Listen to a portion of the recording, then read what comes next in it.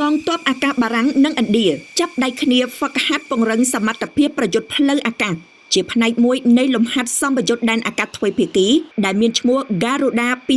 2025 កងទ័ពអាកាសឥណ្ឌាបានចូលរួមធ្វើសម្ពយុទ្ធដែនអាកាស Garuda ជាលើកទី8ហើយជាមួយកងទ័ពអាកាសនិងកងទ័ពអវកាសបារាំង FASF នៅឯមូលដ្ឋានទ័ពអាកាស Mont de Marsan នៅក្នុងប្រទេសបារាំងចាប់ពីថ្ងៃទី16ដល់ថ្ងៃទី27ខែវិច្ឆិកា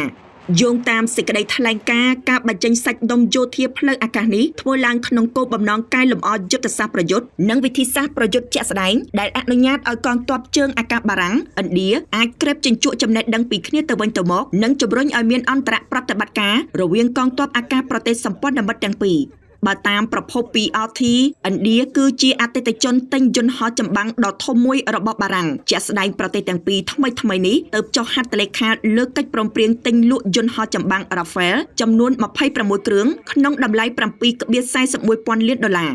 នៅក្នុងកិច្ចសន្យានេះឥណ្ឌាបានទិញយន្តហោះចម្បាំង Rafale របស់បារាំងមានកៅអីបើកតែមួយចំនួន22គ្រឿងនិងកៅអីភ្លោះចំនួន4គ្រឿងហើយការចែកចាយគ្រោងនឹងបញ្ចប់នៅឆ្នាំ2031